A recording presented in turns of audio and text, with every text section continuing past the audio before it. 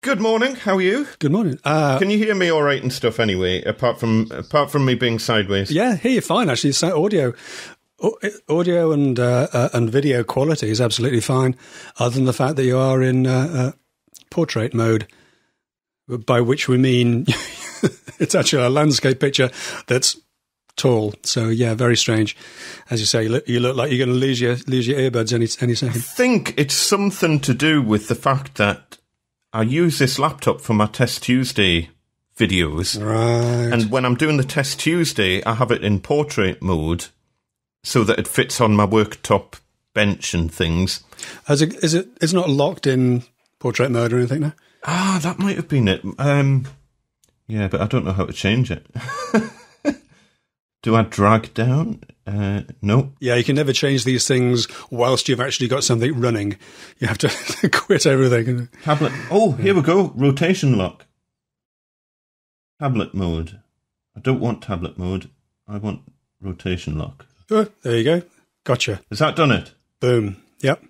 That was it. It was just when you said it's in tablet mode, my brain sprang into life there. Which is weird because it automatically changes between that, apart from when you're using Hangouts. Of course it does. Up and running. I need to make note of that. Tablet mode. Awesome. Tablet. It took 20 minutes. Mode. And then next time I'll remember. How are you this fine morning? Not too bad, thank you. Fine morning. It's, yes...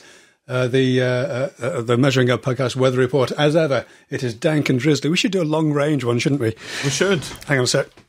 Hang on. This is the long range weather report.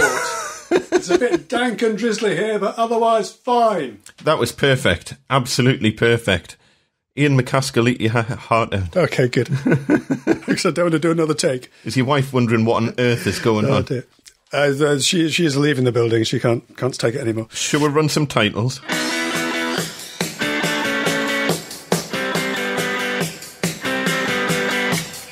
And welcome back to the Measuring Up podcast, the UK's first and, as far as we know, only commercial joinery podcast. I'm Peter Millard, and as well as running a virtual 10-minute workshop for YouTube, I run a small but far from perfectly formed carpentry and cabinet making business in the garden spot of West London. And I'm Andy MacLellan, and I run the Gosforth Handyman YouTube channel and a carpentry and cabinet making business up in Newcastle upon Tyne.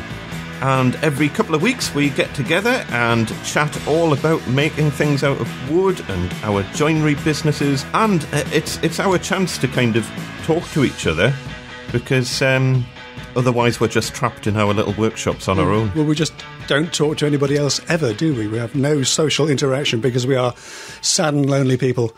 Pretty much. Just best friends are pieces of wood. Yeah. Pretty much. I'm speaking for you, not myself there, Andy, obviously. I was chatting to my wife about loneliness in a workshop the other day and how, you start chatting to podcasts that you're listening to and... Or shouting at them. And, sometimes it's good to just get out for a bit. And yeah, it's good to vent for a while, and it is good to have a natter. And I think, I don't think isolation as such is a huge problem for one man band individual makers, but it's certainly the growth of Twitter and social media generally has improved the situation dramatically. But it's not the same as actually having a chat, is it? So yeah, it does you no harm to get out of the workshop once in a while and talk to a couple of other people, even if it is you, even if it is me. And as you may have noticed, our lovely listeners out there, we've now got a little kind of bit of theme music thing on the podcast, and it's a bit of a trial that were added on last time. So give us your feedback via Twitter and tell us what you think. Is it good? Is it an improvement to the show, or is it just annoying? I quite like it. I think it makes it a bit more pro. It gives us a start and end to the show, and a little jingle or a bit of bass music, bedding music. I don't know. You're the musician. What they call it? Oh, just background intro music, whatever. Yeah. Intro music is it just gives us a defining starting point and an end point too. I quite like it. But as always, we're open to other opinions and comments. Of course, you can contact us through Twitter at measuringuppc on Twitter, or through Instagram at measuringuppodcast, or indeed contact at measuringuppodcast if you prefer to email us. What are we going to talk about this week then, Andy? What you got? What's going on? We got stuck into the show last time straight away, didn't we? And there was a little bit of follow-on from the end of the last show, Andy's MDF delivery. Yeah, I meant to talk about this last time, and just you'll see, I think there's a picture of this on either my Twitter or my Instagram or one or the other, but where do we go back? I need to rewind a bit on this one, so get yourself comfortable with a cup of coffee or something, because this might last a little while. But I think I was... I'll take a bathroom break. You just fill, you know. You might have to. I think last time we were vaguely chatting about this, one of the prototypes that I'm making for a display, an exhibition that's coming up. And I needed to prototype the unit, and then there's going to be potentially lots of these units to make. So you need to kind of do one and then make sure that you can do effectively a kind of copy-paste on those for all the future ones, and try and get if only you could do a copy-paste. That would just can you imagine? Fantastic, wouldn't it? SketchUp style, just kind of move while holding down control. That's a shortcut. Yeah, duplicate component, poof, and there you go. There's another one, yeah. For these display units, they need to look nice. You know, they're going to have a spray-painted finish on them. They're getting sent off for spraying, and they just need to look the part, and they need to be millimetre accurate, etc., etc. So fiddly in themselves. Very fiddly. And the prospect of doing 20 of them must fill you with dread. But yeah, it's just trying to kind of reduce the possibility of margins of error, really. Reduce the margins of error, because error on these is catastrophic. You know, it is literally a case of you would have to remake the unit from scratch if it was a millimetre too small. Well, I'm giving myself a 2 millimetre tolerance. I'm giving myself a millimetre all the way round to allow for a little bit of expansion and stuff. But worse, of course, you've got to send it off to be sprayed as well. So there's all that extra effort and cost as well. It's the same when I do my little MDF tables for the interior designer and things. You know, they've got to be right, because if you cock it up, yeah, there's the added cost of the spraying, which is, you know, not insignificant. It's a especially with a high gloss finish or whatever else, it's a highly skilled and time-consuming business, as I've discovered. And you don't want to screw that up. Yeah, exactly. And the hassle factor of all that, you know, just coordinating things. Of course, the time as well. Yeah. So, yeah, it's trying to kind of come up with ways and means of designing these that just takes the thought out of it. Because as soon as you start having to think about things, certainly taking measurements out of the equation, you know. Lots of jigs and things. Yeah, everything is storyboarded, and I've got templates made up for making the follow-on units, and I know that as long as I follow those templates, everything will be fine.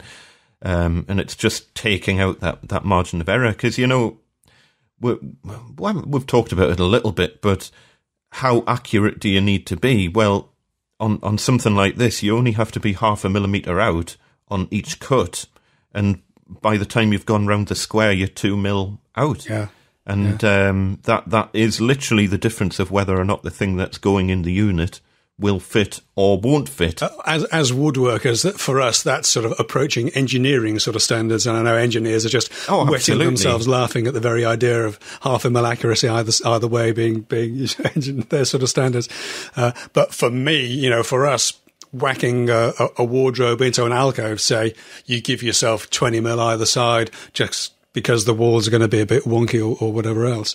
This is a whole different level of accuracy. And the thing's 3/4 of a metre, 750 mil? Yeah, 3/4 of a metre. And so it's, you know, it's pretty tight tolerances at that sort of size, isn't it? I mean, you can't really be more accurate than that with wood, because once you've accounted for expansion and contraction, I mean, theoretically, MDF, you should be allowing 3 mil per metre for expansion and contraction. Did you know that? Have you just made that up, or you've actually... No, I looked that up. You looked that up? 3 mil a metre? Seriously? 3 mil a metre. That's wow. If you go by the manufacturer's official specs on tolerances for expansion. I mean, that would have to be extremes from extremely dry environments to extremely humid environments, presumably. Wow. Sanity check that if you get a chance, but I'm pretty sure that's what I read, if I remember correctly. I've never seen that amount of expansion and contraction in MDF ever, but going off the manufacturer specs,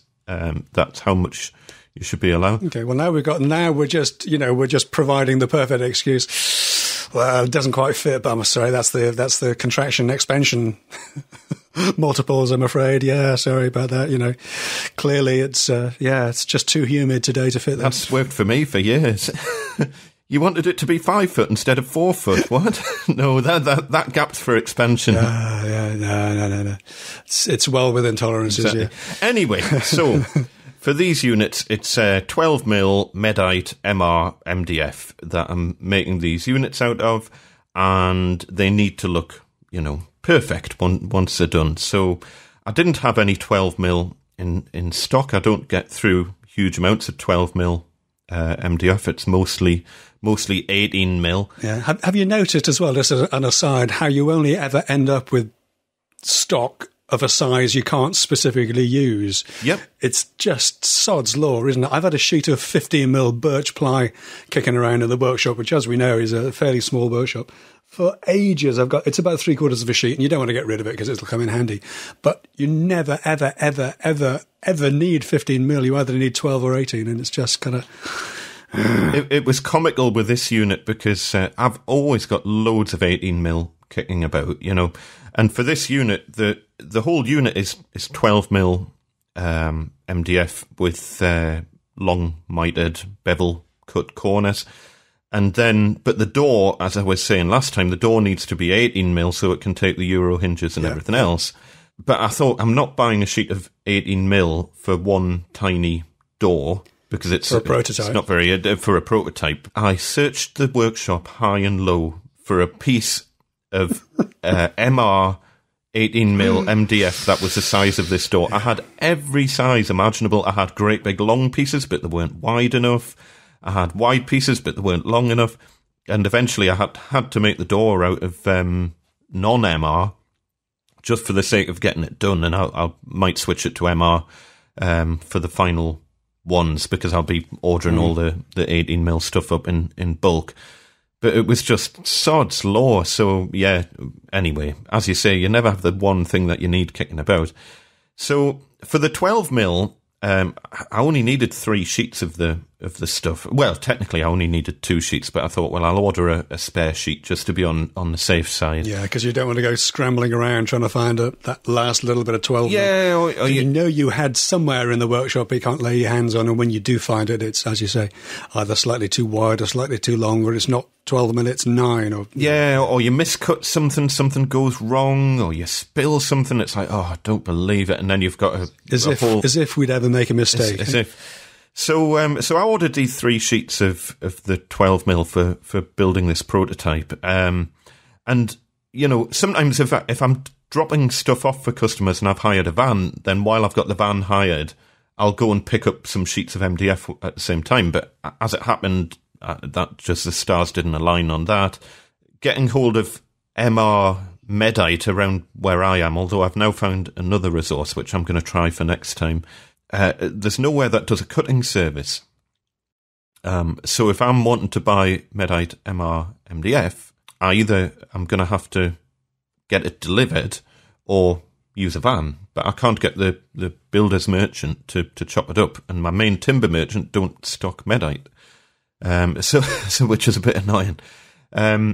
So, and for these one-off little purchases like this, it would make life so much easier if B&Q did Medite MR, because they do a cutting service. They're just down the road. I could nip down, get them to chop a couple of boards in half. It would fit in the back of my truck.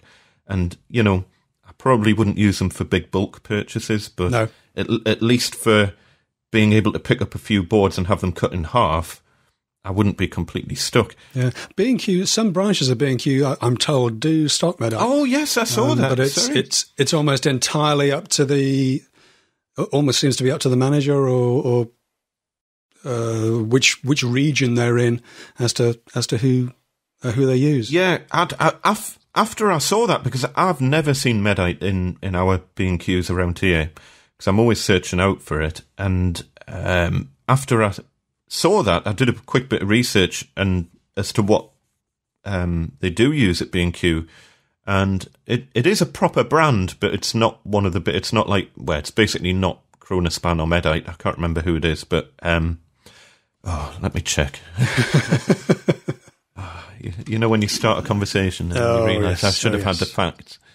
For our international audience, B&Q is a big Home Depot type DIY store, which most people dislike, but they are large and open on on weekends and are convenient to get to.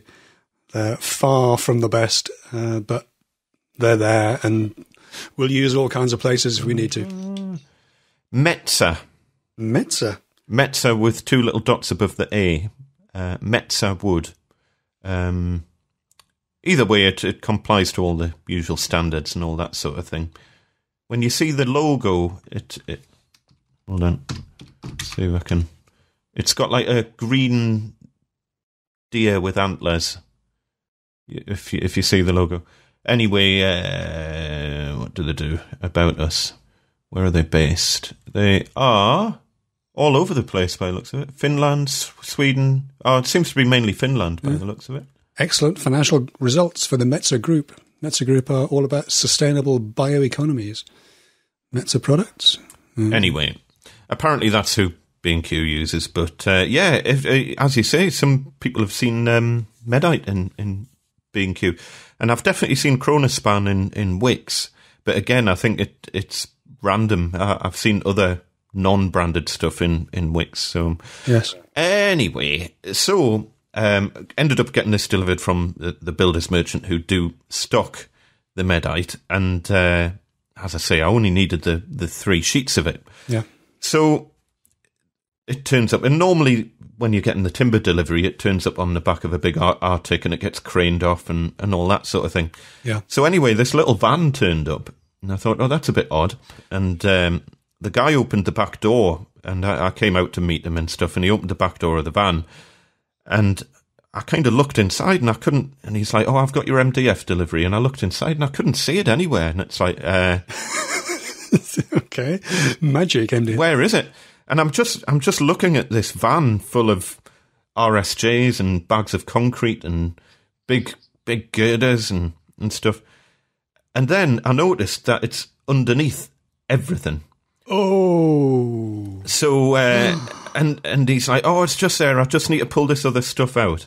And I'm looking at these boards. Honestly. So one's on the floor, presumably. One's sandwiched between the other 2, and the other one's got a bunch of building. No. So all 3 boards are lying flat on the floor of the van with like probably 3 tons of building material on top of them. So, but the bottom one is in contact with the the floor of the van. Sorry. The middle one is protected by the other 2, basically. Yeah. And the top board, it's as wet as if it had just been picked out of a swimming pool. Jeez. So it's completely. There is no dry part of the board. And it's covered in bits of cement and like all sorts of stuff. And I'm looking at this board thinking that's not good. Yeah. And bearing in mind, I need to crack on with this project. You know, it's taken me a week to get the wood delivered and arranged for the delivery date and all that sort of thing. I can't delay it by another week because I need to literally that day or certainly next day at the absolute latest crack on and actually build this thing.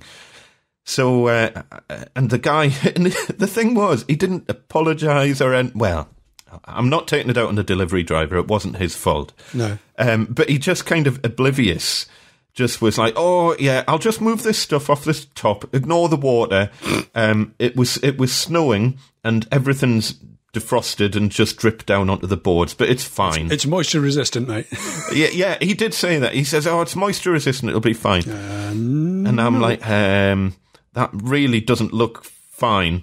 Anyway, and I said, well, look, get everything out so I can actually see the boards because I need to make display units out of this and they need to be perfect, you know. Anyway, so he starts lifting up, but these are massive RSJs sitting on top of it. I mean, great big things. There's no way you could pick them up by by yourself. And I'm saying, do you want a hand? Do you want a... He's like, no, it's fine. And he picks up this one RSJ and he literally drags it across the top of the board. It puts a gouge right across the top of the board. I wish I'd taken a photograph of that. I didn't take a photograph of that board because it was like, after he'd done that, I said, the moisture, I could have, if there was any damage due to the moisture, I could have, at a push, put that to the inside of the unit. As long as the other side's dry, it probably wouldn't really cause any problems for the sake of it being a prototype and actually needing to get the job done. Yeah. And worst case, there's 2 other boards there, and hopefully I can make it out of the boards that aren't horrifically damaged. But the point of having a spare board, though, is in case you screw something up. It's not for them to. It's not, we'll order 3 so we know we get 2 good ones from the delivery guy. Correct? Yeah. So, and bearing in mind, these are costing us like best part of 25 quid each. Yeah. Plus 18 quid for the delivery. Wow. Okay. So, it's like not a cheap order for 3 bits of MDF, but there was no easy way. I mean, it was borderline going to be easier for me to just hire a van and go and pick the boards up. It would have been 30 quid to hire a van.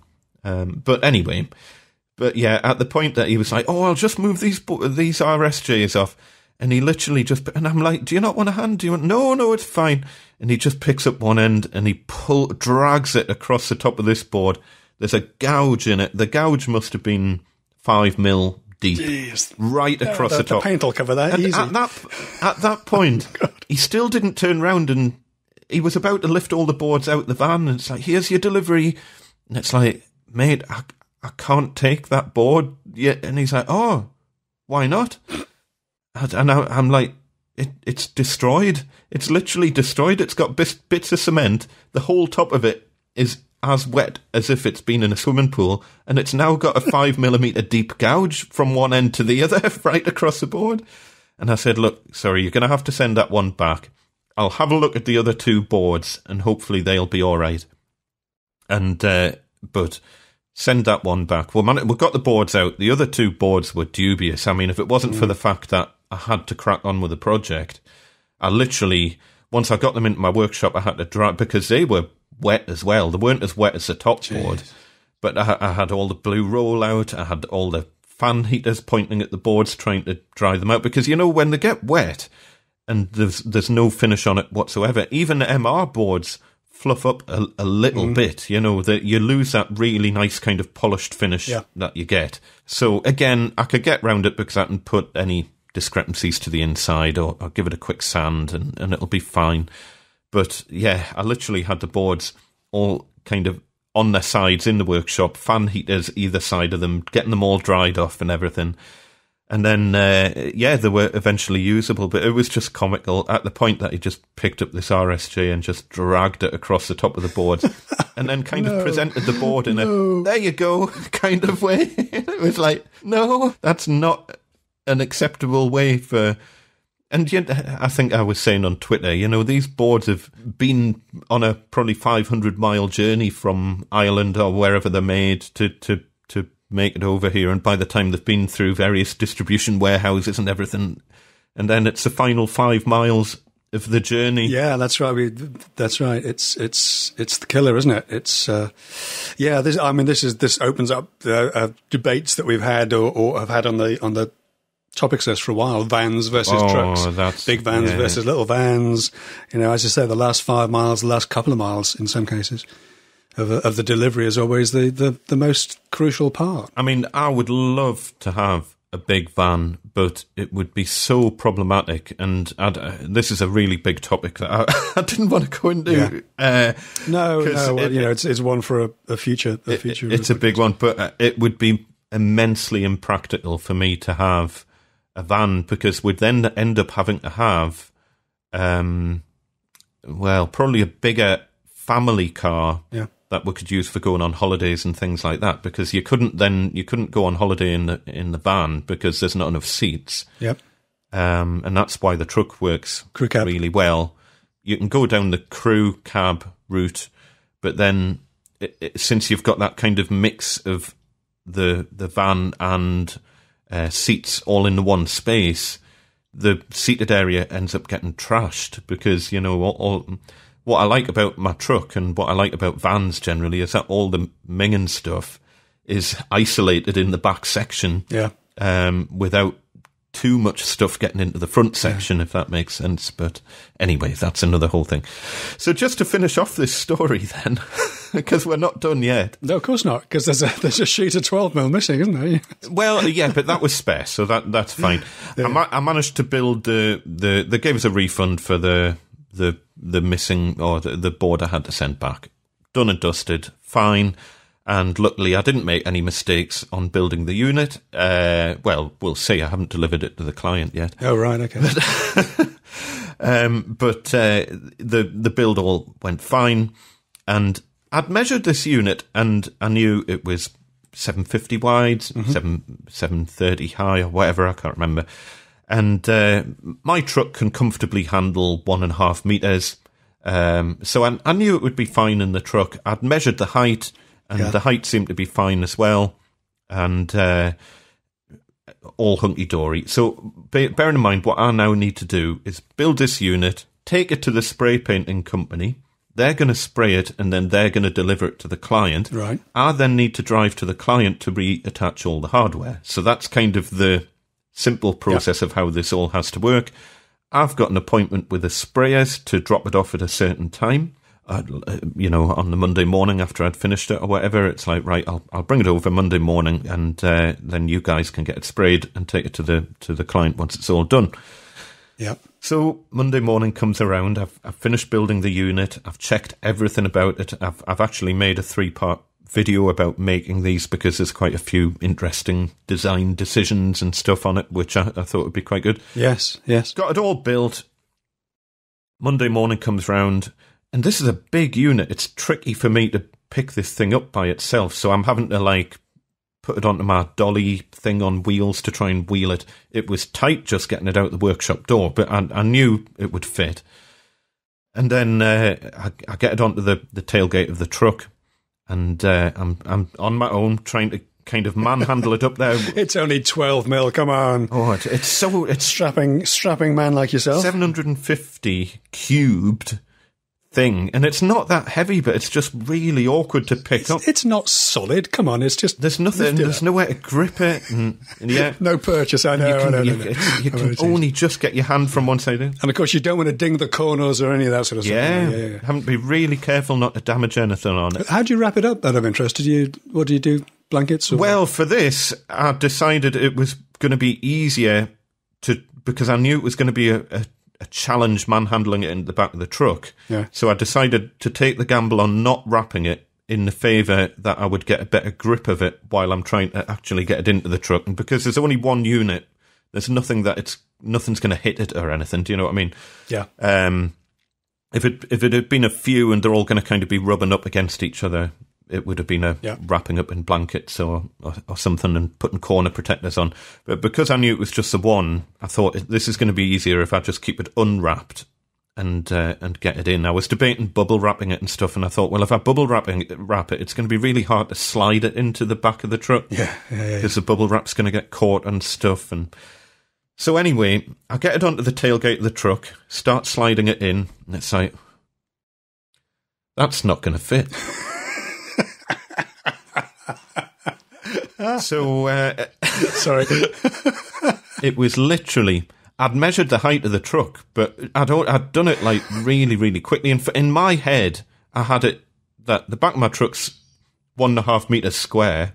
Yeah. I kind of had it in the back of my mind that it's 1.5 meter cubed. And plus, you look at the unit and it's like, yeah, that'll fit in. That's fine. Yeah, easy. And I'd measured the height, but I'd, of course, very quickly measured the height in the centre part of the truck. Yeah. Well, it arches down at the edges, and because of where it arches down, it was a centimetre too big, and it's like, and I'm trying it at other angles, I'm trying to and all at the same time trying not to damage it, and it's like, that is nothing I can do is going to make that fit. At which point, in the back of your mind, there's a little voice saying, "It's a cube. It's not going to go in. It's a cube. Changing it isn't going to make a difference." Yeah. Putting it another way around. It is slightly less tall than it is wide. I think it's about 730 tall and 750 wide. I can't, anyway, but either way, turning it on its side is only going to make matters worse. It was to the point of, I had a blanket underneath it to make it easier to slide it in without damaging the bottom. And it's like, well, maybe if I took the blanket out, would that is the blanket adding that much thickness? And it's like, no.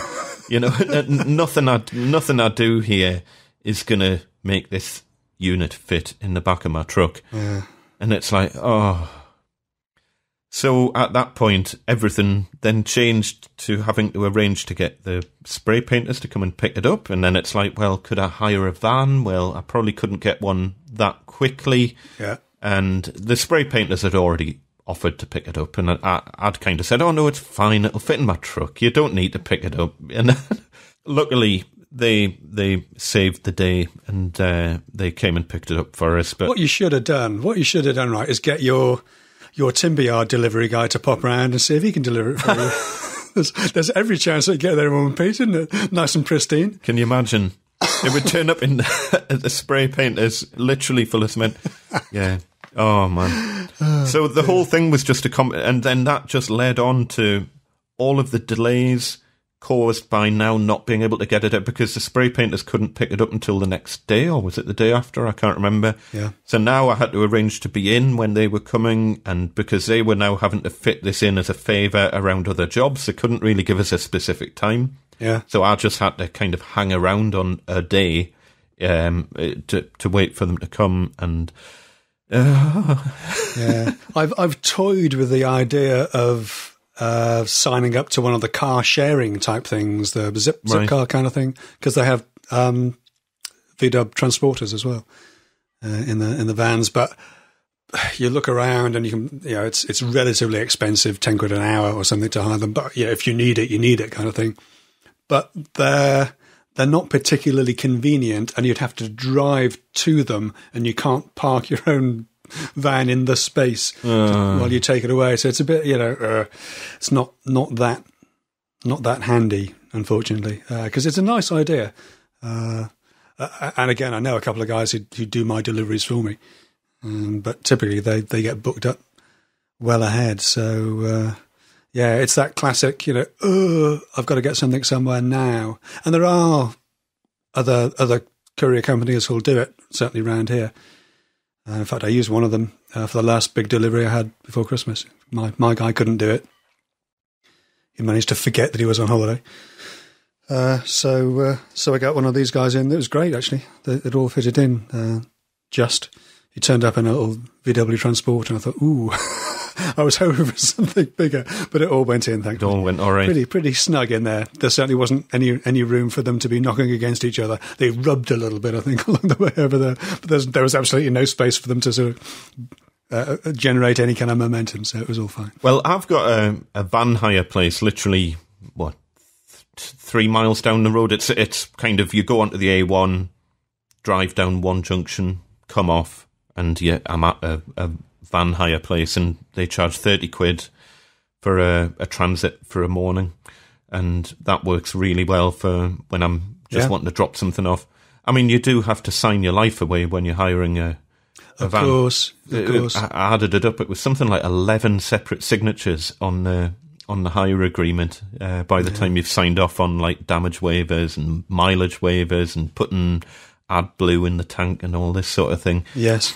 And but yeah, it works really well if I've got a project that I know it's just not going to fit in the truck, and I know it's going to be awkward to make it flat packable, and therefore just hiring the van works out really well. For the sake of 30 quid every now and then, it outweighs any of the benefits of owning a van, because apart from anything else. I'm not sure if you're aware, and I don't know what they would do about it. And I would love to know if there's any legal professionals listening to this show, because this is a question that I've always wanted to know the answer of. New build housing estates ban commercial vehicles. Did you know that? Really? Yeah. So new build housing estates, it's very common to have in the deeds of your house that you... Oh, I see. Yeah, that's right. Yeah. That you will not have a commercial vehicle parked outside your property. And it effectively means that tradespeople can't live in new houses, which I think is, surely there's some sort of human rights violation there. you would good think. point, actually. Good point. So I've never heard of this being enforced ever, and I think it's one of those things that they kind of put in the deeds so that at the point when they're selling the houses, there's not loads of houses with vans parked outside. Old transits with the the flat front tyres and all that sort of stuff. Yeah. And at the point that the houses are sold, they don't care anymore, and I very, very much doubt it would ever get enforced. But it is an interesting one that most new build. It's things like it tells you you're not allowed a caravan parked on your drive, you're not allowed a motorhome or a speedboat, or all the things that people do actually have parked on their drives, because you know what, it's their drives. Yeah, they've paid good money for those houses, and by and large, you should be able to do what you want with them. Yeah, so that within reason. It's a whole interesting topic in its own right, and as I say, I would love to know whether that's even enforceable, that they can stop you from having a van parked on your own driveway. But it's more practicality reasons. As I say, we'd end up having to have a bigger family car. At the moment, my wife's just got a little runaround that she uses for doing the shopping and ferrying the kids around, and then I've got my truck, and the truck gets used for family holidays and everything, Yeah, of course. Perfect for everything. Everything just gets chucked in the back. And if the kids are really naughty, they go in there as well. Oh, they love going in the back. Not that I would ever drive round with them in the back, let me just... But yeah, so the truck just ticks a lot of boxes in that respect. It is an amazing work vehicle. It's a 5-seater. It's very comfortable for long journeys and things like that. It's pretty economical. On long journeys, I'll get probably 35 to 40 mile per gallon out of it. How many litres is that? I have no idea. I don't know, because it doesn't tell me. I mean, we buy our fuel in litres, but measure fuel economy in miles per gallon. Anyway, don't get me started on that one. And as I say, it just it works really well, and I wouldn't ever want to get rid of it. When this truck dies and it's getting on, I almost certainly will be buying another truck. Yeah. But I thought we were shaping up for a quick advert there. And if you'd like, this has never been raced or rallied, only ever driven Andy and his family to church on Sundays. And if you'd like to purchase this fine vehicle, do contact us via. Hey, that's not a bad idea.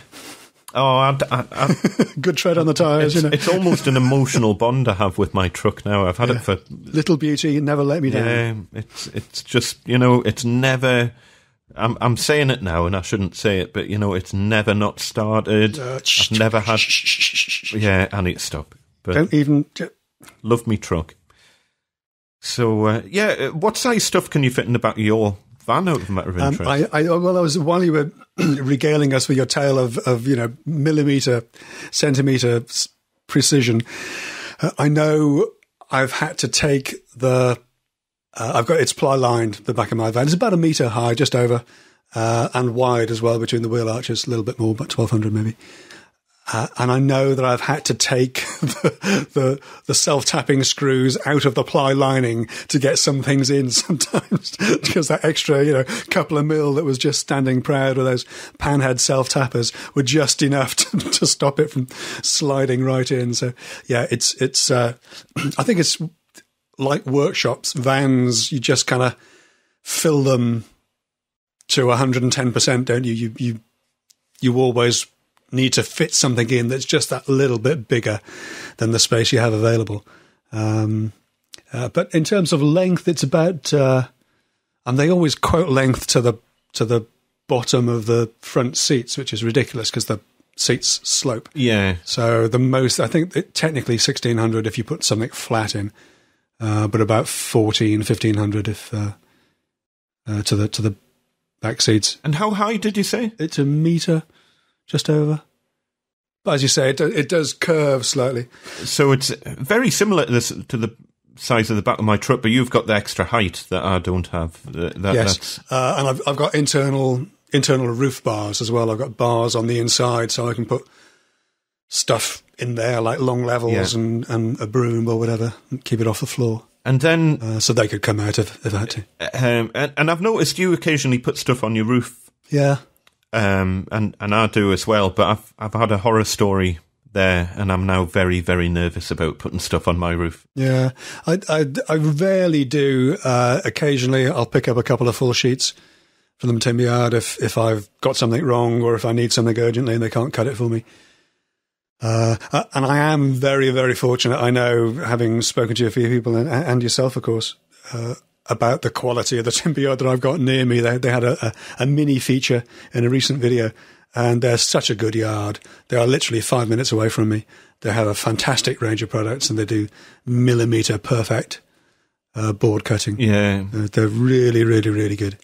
Great outfit, great bunch of guys. Having a resource like that on your doorstep is just awesome. You know, it makes life... Because it means I don't have to stock anything. And if I had to stock stuff, then, you need somewhere bigger or... Yeah, you have the whole headache of what's in stock as opposed to what you've got around as offcuts and things. Well, as I say, I've found another one that Medite very kindly put me in touch with, and we shall try that on the next round of delivery. So yeah, because we had a little chat with the Medite guys.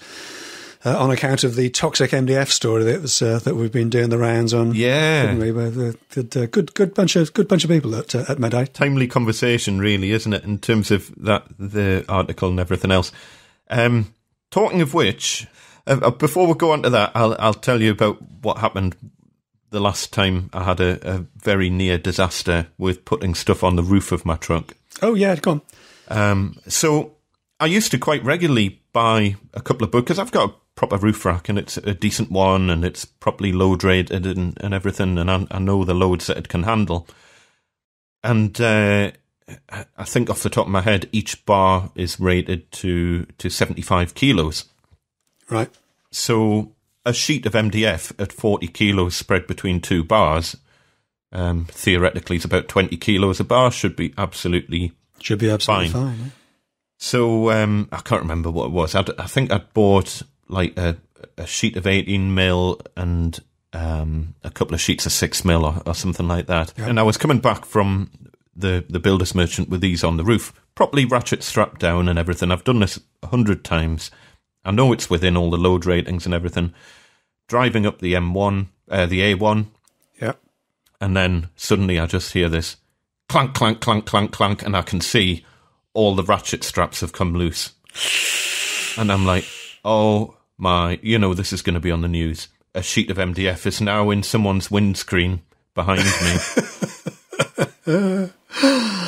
Oh my God. So what do you do in that situation? Because if you stop suddenly, it could be just as bad as carrying on. Do I stop? And at this point, I don't know what's gone wrong. These are ratchet straps that are perfect condition. They've never had a problem and stuff. Yeah. And luckily, I was just coming up to a slip road. I'd passed a slip road, but I was still at the chevrons, so I managed to pull onto the chevrons at the side. It's not motorway, so there's no hard shoulder.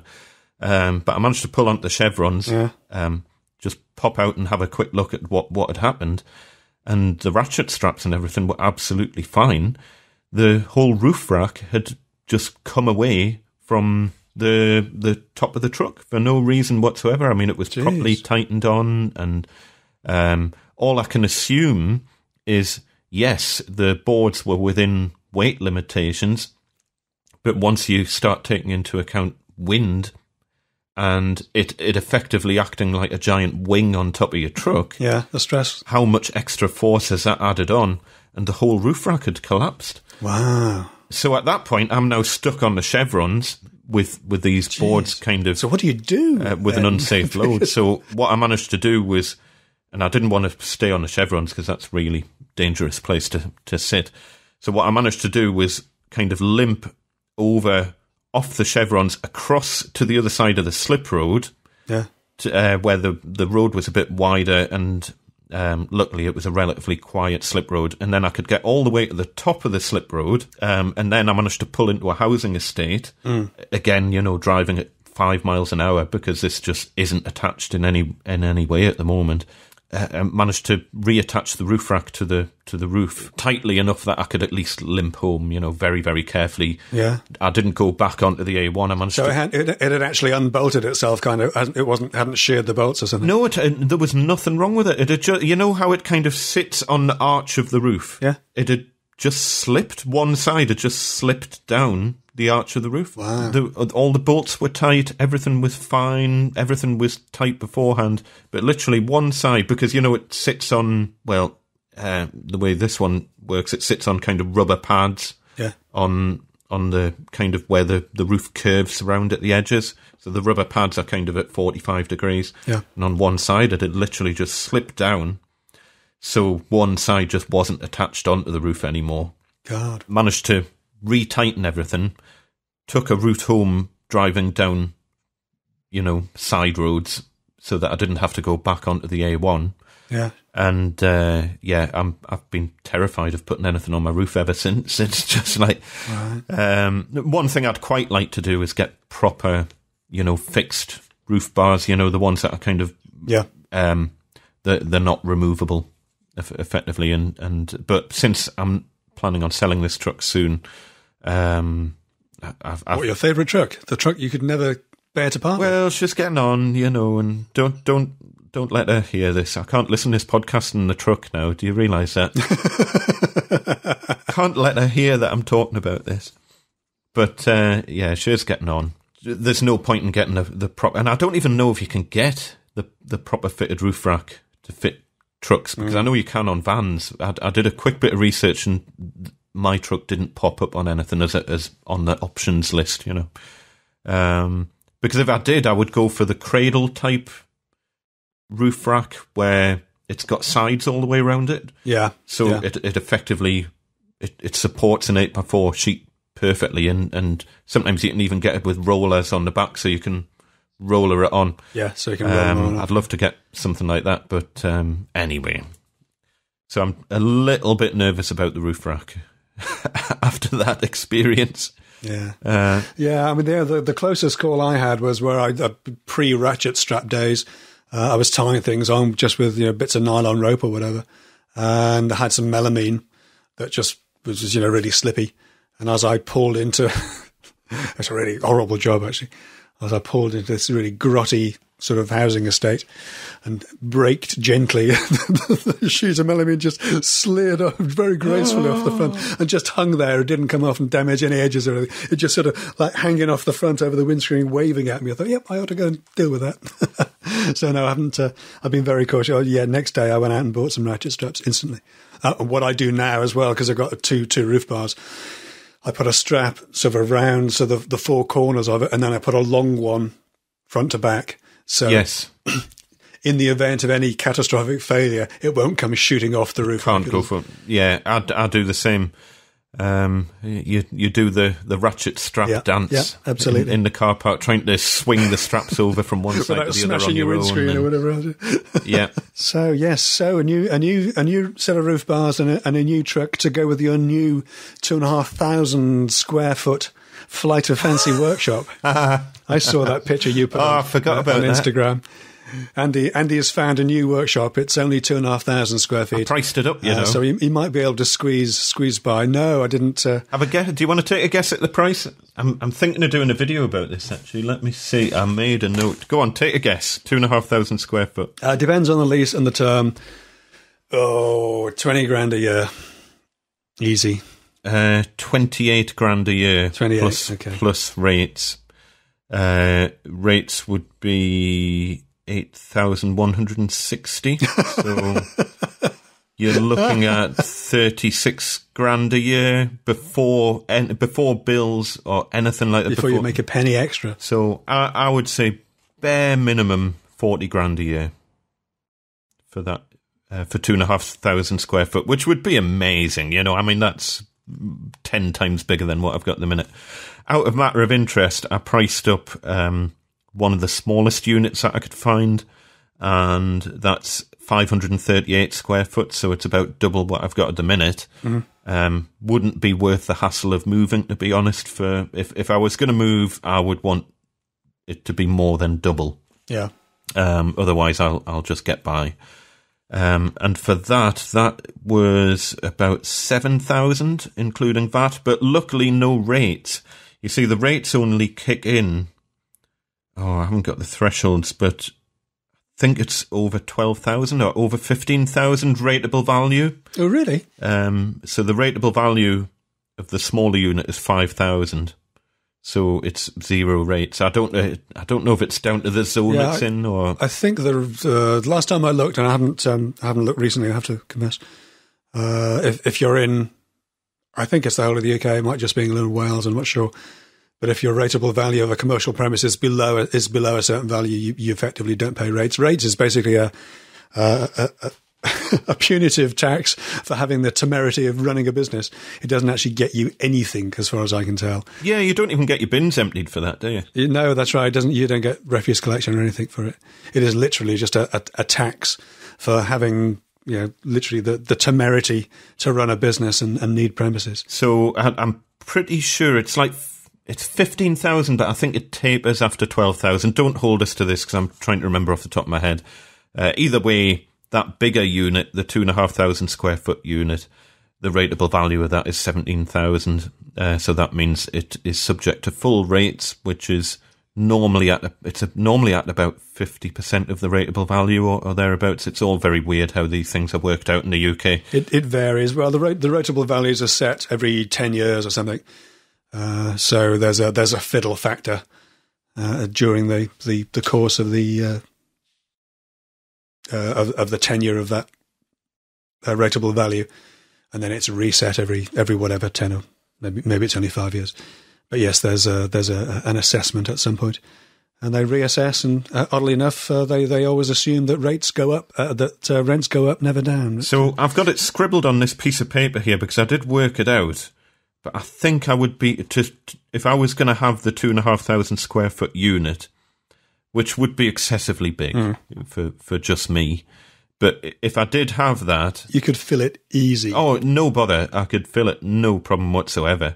God, I would have my own stock of every type of MDF known to mankind, just ready. That would be amazing. Yeah, you know what had happened. You'd then get a job and then needed some really particular type of ply. Or they suddenly say, it's all obsolete now and this new brand's come out.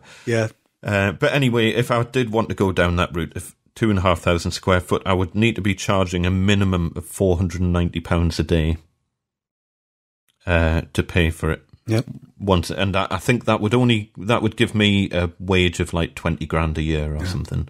That's about £70 an hour or thereabouts. I would have to be charging customers to pay for to give myself a wage and pay for the running costs of the unit, and to have the luxury of a huge workspace. Yeah. So interesting, nice to dream. Yeah. Yes, it is a fascinating subject, isn't it? Because it ties into the whole thing about having an external workspace, workshop, or effectively working from home as you do through your garage. Because there are all kinds of reasons why you wouldn't want to do that, or you wouldn't necessarily want a neighbour to do that, and yet the reasons, the benefits of working from home like you do, it's convenient. It's right, literally, not just on your doorstep. It's through a door, and it's relatively cheap. You're not causing a nuisance, unlike, say, a hobby woodworker. You're only working during the working day typically, whereas a hobby woodworker is going to be in there every evening and every weekend, making a racket and making a mess. And we do seem to separate these out in a very strange way. Here in Britain in particular, this whole sort of work and home thing. We were watching one of those sort of house-type programs where they take people around. My wife was watching it. It was just on. Right? Yeah. Where they take people around to look at, how one of them wants to stay, one of them wants to leave.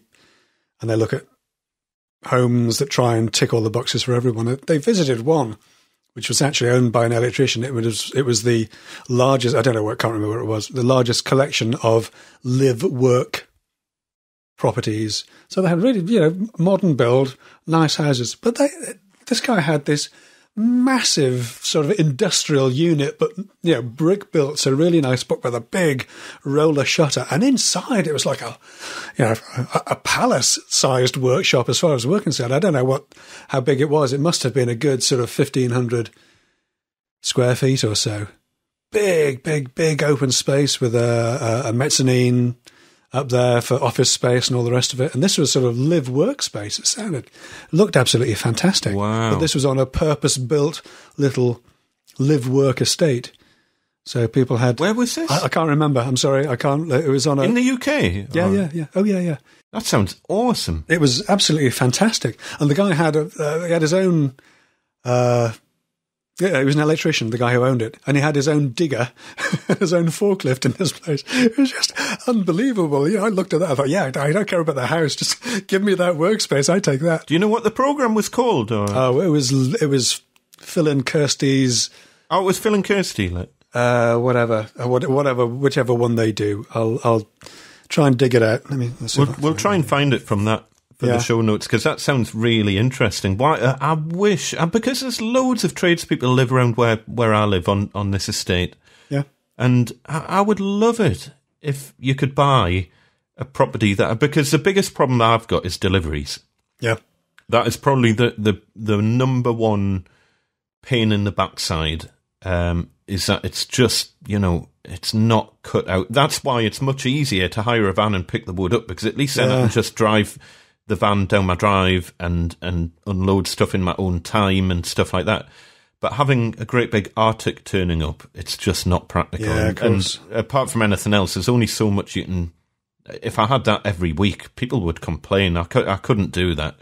It's all right maybe once every couple of months having a stock of stuff turning up, but it's not practical for doing it all the time. Yeah, of course. Which is why I try and balance it between sometimes picking the boards up or trying to get certain stuff from the timber yard and getting them to cut it up. But as I say, then I've got the Medite problems where I can't necessarily guarantee it's going to be a Medite board from the timber yard. So, why there's not more estates like that is beyond me, because that would... I mean, it looked fantastic, because there was, and it didn't look like an industrial estate. They were nice houses, modern builds, obviously from the same sort of mould, but the work units alongside, some of them were just like big double garages, and this one was massive, and it was really pretty special. Yeah. I would have loved to have seen less of the house and more of the workspace. I really would. Wow. Well, there we go. There's a suggestion for house builders. Yeah, absolutely. The problem with that, of course, is that you could probably have gotten another house on that.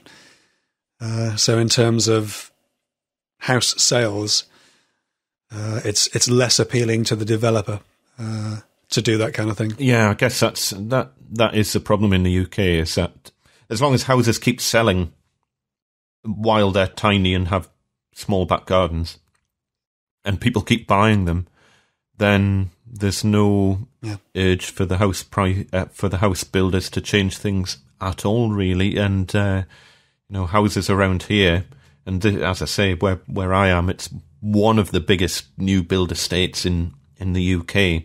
Yeah, and I think something like 4,000 or 5,000 new houses here once it's all done. I mean, it's been a building site for the entire of time. But the houses get snapped up. There's a waiting list for every single house that's getting built. Yeah, well, people have got to live somewhere, right? You did an interesting little survey on Twitter about new build versus old property and which people would prefer. I didn't actually see the results of that. How did it shape out? Well, very interesting. And I ran the same survey on YouTube as well, and the results were almost exactly the same. And 80% of people would not want a new build. Only 20% wanted a new build, 80% wanted an older house, which is crazy because there are so many advantages to new builds, just in terms of efficiency, central heating systems, electrics, everything is up to scratch, code and up to scratch. But I think it's terrible that the housing industry is in a state where, can you imagine if you posed the same question for buying a car? how many people would choose, oh no, I'd rather buy an older car? Because they have character. It's like, of course not. Of course not. You'd want a new car. And I think it's testament to how shoddy the housing industry is in the UK, and it's of their own making. And I've said this many times. The problems we've had with our house are all little problems that I'm happy to fix myself. I can kind of see through what the issues are because I know how to fix them. Yeah. And none of them are major problems. But to anyone buying a house who doesn't know about how to fix these problems, and I have to get someone in to fix them because it's maybe past the snagging period or it's past the warranty of the home. Yeah. It's criminal, some of the stuff, Things like none of the back boxes, none of the metal back boxes are earthed in our property. And I'm sure... What was that you said about having everything built to code, built to regulations? Yeah, well, exactly. There's so many deviations from regs, it's beyond belief. It's almost to the point of, well, what's the point in having building regs? Because you're applying these sort of things to your one-off, if I was to build a one-off new build house, I would have building regs down my neck for the entire build process. I wouldn't be able to get away with the tiniest deviation. Yeah. Whereas if it's a big building firm, a big outfit making 50, 100 houses or whatever, or 1,000, then it just gets waved through, doesn't it? Think of the jobs. There's cables running outside safe zones. There's, numerous problems with the electrics. Nothing major. And, the earth back boxes, I need to check the regs on that because I know it's one of those things where some electricians do it and some don't. Personally, if I'm fitting a socket for myself, I always earth the back box because I've had it I've seen situations where the screw has hit a live wire and made contact with a live wire and worn away. Yeah. Well, cables can work loose, they can. I've seen it. Yeah.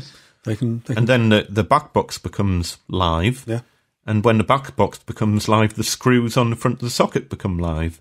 So, by my understanding, that is why you earth back boxes. And it's just, my dad was an electrician. I used to help him on jobs when I was little, and that was just the way of doing things. And I was amazed when I've taken a few sockets off the wall, and it's like, shouldn't they be earthed? And the socket itself's earthed. It's just there's no earth cable run to the back box. A myriad of other things, but I think the fact that an industry can end up in that situation where people would rather buy an older house than a newer house, it's beyond belief. I think it's, you would expect it to be maybe 50-50, but for 80-20. I didn't actually take part in the survey because of a large part of it, certainly around here, is the housing stock that's available, and overwhelmingly in London and to a large part of the southeast, the housing stock that's available is Victorian, because that was when the last time when land was relatively cheap, and a lot of the houses around where I live were built speculatively. A builder would buy a plot and put 5 houses on it, so you get 5 houses that look the same, and then the next builder would come in and build the next 5 of the terrace, and the design details are slightly different on them. Yeah, it's interesting. You can spot the way the similar builds were done together and the ones that were done at a slightly different time. Because that's the housing stock that we have, then that's the housing stock that you buy.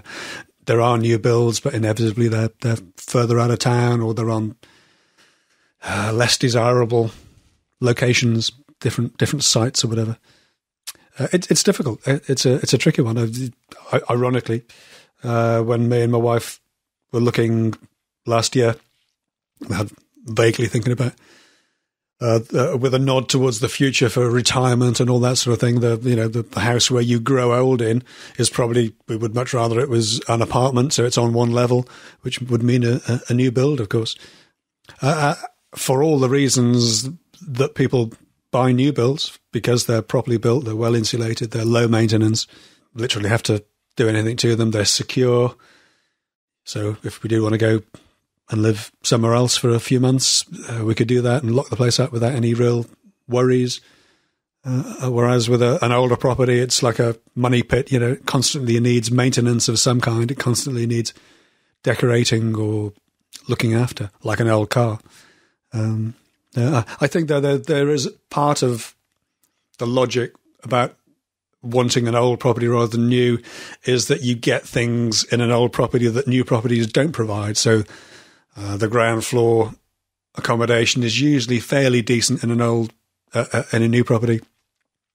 But the bedrooms are often quite pokey. They'll all have ensuite bathrooms and that sort of thing, which are, built for modern times. Whereas in older properties, continuing the car comparison, you might get something that's really old where the bulk of the work has actually been done already. So the maintenance is less. So, yeah, it swings and roundabouts, I think. But yeah, a bad indictment of the building industry. Oh, yes. Whereby the majority of people would prefer an older property to a new one. It is. I mean, I expected the results to be maybe 50-50. I mean, and even that would have been a bad indictment. Coming back to the car analogy, you wouldn't expect 50% of people to want an older car. But for it to come out 80-20 against new builds, I just thought, wow, something's going horribly wrong with new builds if that's how. Not only there's a lot of misconceptions as well, and a lot of perceptions that are just plain wrong. Yeah, a lot of people say, "Oh, well, the materials are shoddy," and then I'll come back and I'll say, "Okay, fine. Specifically, what materials? Because essentially, they're brick and block. Yeah, there's not a lot that can go wrong with brick and block. Yeah, a thermalite block core wrapped in brick to make it look pretty. Yeah, and even things like thermalite, which I hated thermalite when it first came out, and you're trying to fix stuff into it. But even now, I'm starting to appreciate, the insulation benefits because the properties of it are so much better from a thermal efficiency standpoint. It makes sense, and you just we have to work out ways of attaching onto it because it is a nightmare. Yeah. But, dot and dab, I think, is awesome. But loads of people are like, oh no, dot and dab's terrible. It's like, no, it's not. It's brilliant. You've got an extra cavity at the end of the day. Yeah. And as long as you use the right fixings, dot and dab's great. It's just, if you're not expecting it and you don't know how to deal with it, then you're going to have problems, But dot and dab on the whole, I think's fantastic development, really. Yeah. Get a lot of people saying, "Oh, plasterboard! I wouldn't have plasterboard in my house." And it's like, what? You prefer lath and plaster? Lath and plaster to plasterboard, because lath and plaster is one of the most awkward things to attach into next to straw walls. It's absolutely. That's said by somebody who's never had to take down a lath and plaster ceiling, have they?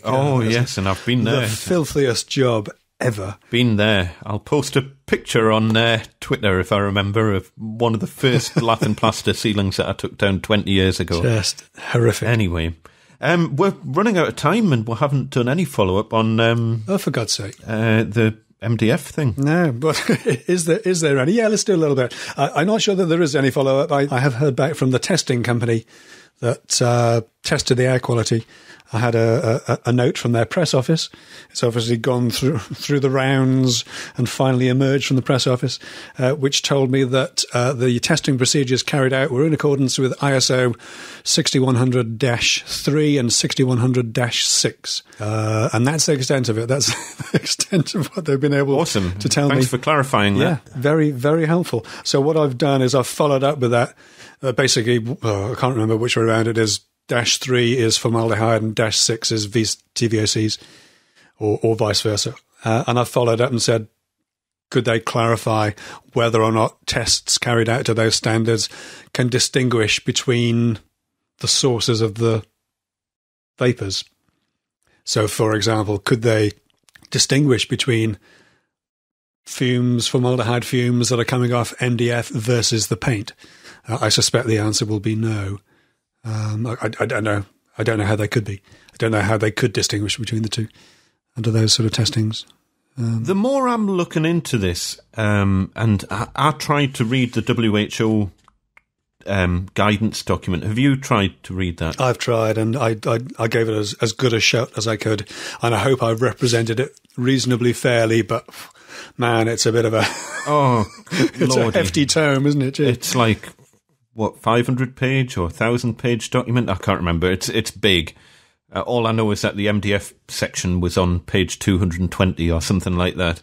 Something like that. And I tried to get through it, but it's the hardest thing in the world to read. But if I've understood it correctly, what they're saying in the WHO, the World Health Organization guidance for how they set their limits, if I've understood it correctly, there has never been a cancer case relating to MDF, as far as I'm aware.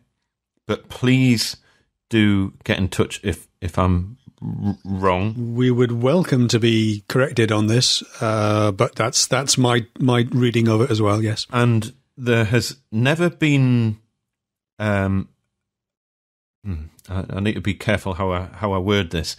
The limits have been worked out by effectively putting formaldehyde in the nose of rats. Yes. And they found that if they put... Very high levels. Yeah, and they found that if they put enough formaldehyde up the nose of rats, eventually they would get... Some of the rats would get cancer of the nose. Nasal pharyngeal cancers. But these were staggeringly high amounts of formaldehyde that were put up there. And I think I'd read that it was something in the region of 14 parts per million quantities, whereas the World Health Organization's safe level is 0.08. Yeah. And then I read something that they then repeated the tests on. And by the way, everyone who's bringing this up as being an issue, you're going to... They then repeated the tests on dogs, which is just awful. And presumably they've probably tested it on primates and other things as well, because whenever scares like this come out, this is what ends up happening. Yeah. Because the only way they can disprove that there's an issue is to test it. And in the absence of being able to test it on human beings, it ends up getting tested on animals. And these have already been through some probably horrific tests, but they've proved and they've put it to bed. Yeah. And very, very clever scientists have worked out safe levels of formaldehyde emissions and all that sort of thing. And that's where the World Health Organization guidance comes from. And then when the board manufacturers then put out stuff that is staggeringly lower than the WHO guidelines, and then people still complain about it, then all they're doing is reintroducing this army of testing that ends up having to be done for no reason whatsoever to disprove what is effectively a myth. Yeah, it's the more I look at it, I really, really, really start to object to how carefully the whole thing was written. This article in the Guardian. There's so much room for manoeuvre in the writing, so many little get-outs and inference that it really rankles. I haven't heard at all from the journalist, the writer, have you? No, not at all. No, haven't had anything. I got an out of office reply to the initial email, but other than that, we've not had anything. As I say, the testing company are the only people that I've actually heard from at all. I think I've now sent 15 separate messages. This mostly via Twitter, because I want to keep it all public and people can see exactly what I'm asking. Yes, absolutely, yeah. Unfortunately, the testing company isn't, as far as I can tell, it aren't on Twitter. Radio silence. Yeah. There was one person from the low carbon emission thing. That's right. Who got back, but they just basically confirmed what you had already said about the testing company, which was that it had been done to those ISO standards or whatever. But it doesn't those standards mean anything. It doesn't. There is effectively nothing to prove, as far as I can gather, or with the information we've been told, there is nothing to link the formaldehyde emissions that were detected with the MDF. Specifically, I mean, I think that, again, I don't have the report in front of me, but the money line was that there was no reasonable doubt that the fumes didn't come from the furniture, but they couldn't say that it was the MDF or the paint. Was the bottom line of it? Yeah. And yet, the thrust of the article, the thrust of the report was, MDF brought toxic fumes into our home. And again, this is just going to get trotted out in front of us for years, probably.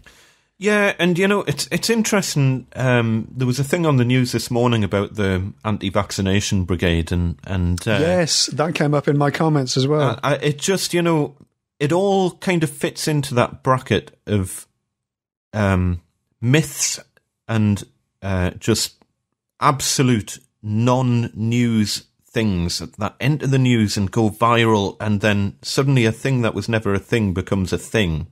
Yeah, you can almost lump it in with the Flat Earth Brigade and all that sort of thing. It's almost that ridiculous that people would be trying to kind of put this message out indiscriminately without any facts to back it up. And yeah, I know it just grieves me horribly. It really upset me that the anti-vax crowd are using formaldehyde as a reason to not vaccinate their children. I just beggars belief. It really does. I didn't. What was formaldehyde getting linked with the anti-vaccination thing? I didn't actually realise that. Yeah, apparently it came up. Somebody mentioned this in my comments that the anti-vax crew are claiming that there are, because of the microscopic levels of formaldehyde in vaccinations, that they're using this as a reason not to vaccinate their children. Where do you go with that? I don't know. I know we're veering into dangerously sort of political territory here, but when my kids were little, and the doctor said, "Do you want to vaccinate your children?" It had never occurred to me that this was optional. Yes. I mean, why would you not? For crying out loud, why on earth would you want to expose your kids to the risk of diseases like this that have been effectively eradicated and yet are now on the rise? I don't know. I don't understand. We're living in an age where, as I say, non-news and fake news and just things that aren't a problem can suddenly become a problem just because of the way that it can infiltrate throughout social media and all these sort of things. And as we've said, we're the ones at the coalface having to deal with this when customers come back to us saying, "Oh, I'd rather it wasn't made of MDF because I don't want to get cancer." Talking of which, I want to see where you go with this one. I don't know what the doesn't particularly help when people in our own industry are putting that message across. And well, no, there was a video popped up the other day. I'm not going to publicise it in any way because I think probably the more that we just brush over the non-news, the better, maybe. But I noticed you commented on it. And I was about to comment. I did, yeah. We know who it is, and it's a good channel. It's very popular in the US. But yes, oh dear. And again, I can't. I don't want to comment too much on it because we don't know of the types of MDF that they have in the US. We can only go on what we know and what the standards are here in the UK. But yeah, it was a bit clickbaity, and the comments were pretty special in that one as well. Yeah, and it's again just kind of reinforcing the myth. And don't get me wrong, I can understand. We all know MDF dust and any wood dust is horrible if you're working with it. Again, so many people just do a hop, skip, and a jump from toxic fumes to MDF dust. They're completely separate issues. The dust is a completely separate thing. All wood dust is hazardous. MDF dust is particularly problematic because it's very fine. The levels, the concentrations of formaldehyde within that dust are minuscule, even compared to natural timbers. But they are there, certainly. But the dust aspect is something totally separate from the MDF formaldehyde aspect. Well, isn't it something I'm sure I read in the WHO report, I can't remember where I read it, that there's more formaldehyde already in your blood than there is in the thing that you're breathing in? Yes. And that speaks volumes. You know, unfortunately, this myth has propagated around the internet when, certainly as far as I'm aware, and, you know, we've both researched this a lot now, as far as I'm aware... More than we would care to. There has never been an episode of cancer directly related with MDF. But yet, this is getting almost banded around as two words together. As fact. As fact, and it's a complete myth. And the dangerous thing is that he's not going to have MDF to work with anymore if he keeps putting this message out there, because it's going to end up being either banned or just no one will want it in the house. Yeah, true. Even though there's literally nothing wrong with it. So, yeah, as I say, I like his channel, but I think he needs to be careful if he's putting out those sort of messages. Scare stories, frankly. But as you say, you know, maybe he's using different MDF to the MDF we use over here, which meet all the... Well, I asked the question and didn't get an answer in his comments. Obviously, we got no real way of contacting him.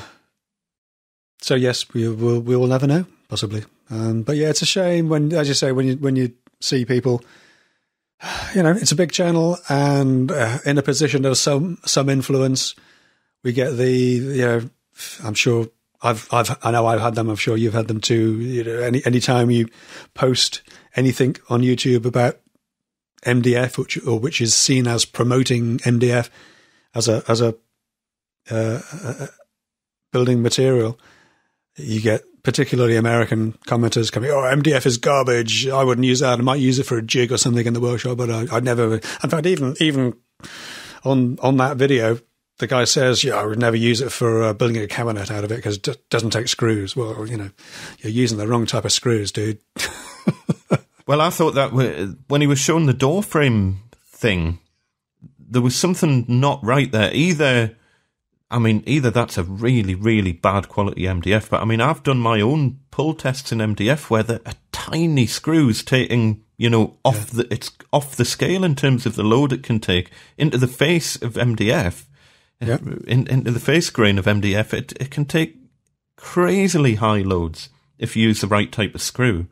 Yep. But, I mean, I can only assume it was wrong screws or really bad quality MDF. Or really bad MDF. You know, we don't know. I don't tend to do that sort of carpentry type work, second fix, door linings and that sort of stuff. But the few that I've done, I've never used MDF as a door lining. Are you? I haven't. I've always used... I do prefer softwood for door linings for the reasons that he explained, that, you know, MDF doesn't like screws being taken out and put back in over and over. Nope. But as long as you aren't doing that, like, you know, 5 or 10 times, and you can always switch to a bigger screw, and there's various methods that you can use if you do want to keep taking your doors off.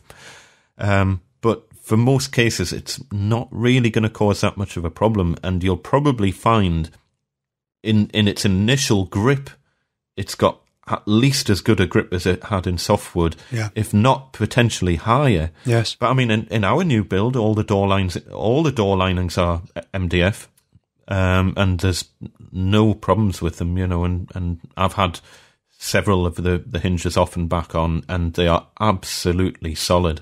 As we would hope, by the way, you know. Yeah. Come on. I mean, as I say, personally, I prefer softwood for the frames, but yeah. Anyway, yes, goodness. So So where are we going? We're an hour and a half in. Yeah, we've got through one of the things on the list that we were going to talk about. Do you want to talk quickly about Spotify, or do you want to leave that till next time? We'll leave it till next time. It's not that exciting. It can wait. Make a Central, though. Yeah, Make a Central. Yes. Do you think there's going to be a third one? Well, not by what Nick was saying on the Makers International podcast. It's not sounding likely. I mean, the whole thing sounds like a giant ball ache to put on, and I can totally see why he doesn't want that becoming his full-time job, because effectively it turns Nick into an events management company, and that, you know, not having a go at events management companies, but if you are essentially a maker and a woodworker, I can totally understand why you wouldn't want to be doing that. I wouldn't want to do it. Yeah. Nick Zametti, of course, the man behind the Maker Central idea. Yes, I don't know. VidCon in the US is the YouTube equivalent of Maker Central, I guess, and that was started by Hank Green, who's, you know, a YouTuber, very successful, but he isn't actually doing the hands-on management of it. I wonder if it wouldn't be better. I mean, clearly there's a need for it, or it's fulfilling some kind of purpose, Maker Central, because obviously it was very, very big and very popular last year. Hopefully it'll be big and popular this year. I know Nick doesn't do it all himself. He's got a little team of people to run it as a project, which I think you would have to do. It's huge. Oh, you'd have to. You couldn't. But I think it's still all effectively, it's his baby, you know, and he's built it up. And I don't know. I was saying, you know, maybe he could sell the whole company to a tool manufacturer or something like that. Get someone to continue it. I would hate to think that it would just die a death, because it's an enormous amount of work that he's put into it, and it's an amazing thing that he's made for the maker community out there. So hats off to Nick. If you're out there listening, well done, Nick. It'll be sad never to see it again, but I can 100% understand why you don't want to be burdened with that, because, as I say, I wouldn't want it. It sounds like an absolute nightmare to try and arrange something like that. Yeah. But either way, unlike our show in the Midlands, Andy, which is going to be called Central Makers, it's going to be fantastic. Central Makers, yes, coming to you. Should we check domain name availability on that? Yeah, I've already done it. Yeah, got it. Yeah, not a chance. So, if you are coming to Maker Central this year, Birmingham NEC, 11th and 12th of May, as far as I can remember, and me and Peter will have a stand there for the Measuring Up podcast, and we will... Yeah, we are on stand G25. Come and visit it. Come and visit.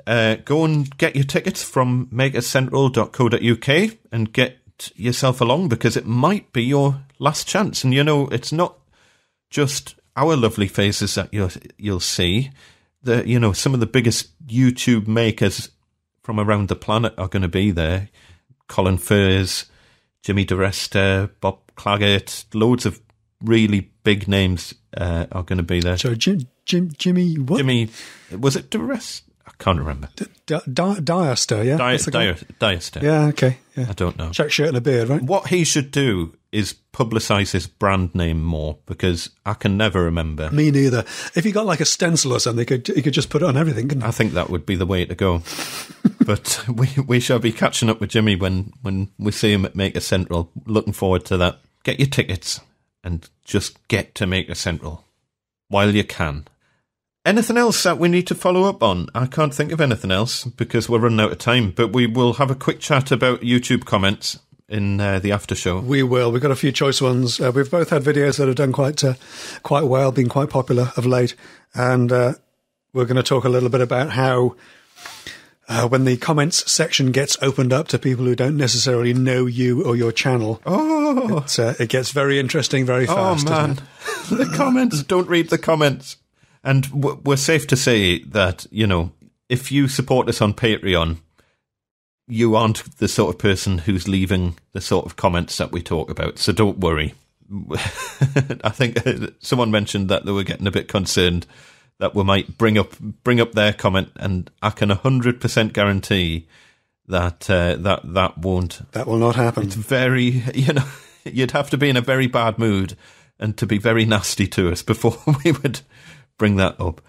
But yeah, some of the comments are interesting. Definitely worth chatting about, just so you can kind of, because often these comments just get deleted straight away and these people get blocked and you'll never get to see them.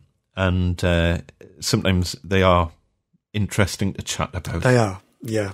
Well, so yes, join us in the after show. You can join the after show, of course, by supporting us through Patreon, patreon.com/measuring up podcast. You can support Andy Mac as well, Gosforth Handyman through Patreon, and myself as well at 10 Minute Workshop at Patreon. You can support the show or follow the show on Twitter. We are at Measuring Up PC on Twitter or at Measuring Up Podcast on Instagram. I'm at 10 Minute Workshop on Instagram and at 10 Minute Shop on Twitter. And Andy, you are... I am Gosforth Handyman on Instagram and Gosforth Andy on Twitter and Gosforth Handyman on YouTube as well.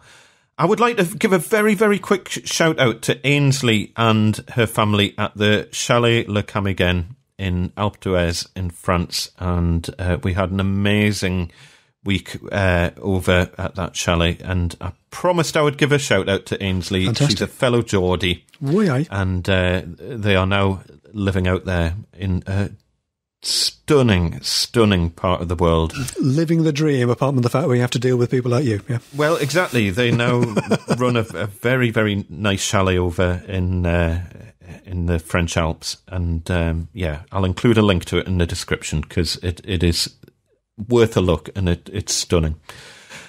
Anyway, so we would like to thank our Patreon supporters: Douglas Steele, This'll Do, Brendan at the Shades Workshop, Tim Bowers, Nick Fajardo, Adrian Millington, Chris Davison, Paul Gardner, Eddie Carroll, James Hewitt, Carl Poutney at the Strawbite Workshop, Steve Avery, Peter Tone, Owen Bullock, Tony Carnell, Adam Padley, Chris Mark Duthie, Max Vietz, Mark Duff, and Ben Harker. And I would like to thank Harry Capper, John T. Lynch, Duncan, Chris Stokesmore, Ben Campbell from the Kernel Collective, Jason Williams, Wilson Chan, Kevin Steer, Dominique Kudjinson, Andy Farmer, Randall Davis, David Chisnell, Kevin Miller, Piece of Timber, Andrew Marnell, James's Man Cave, Graham Bailey, Mike Broom, Rakesh Patel, Paul Cunningham, and James Ian Wilson. My list's longer than yours. How did that happen? It is. It ended up, I think you've got one extra at the minute.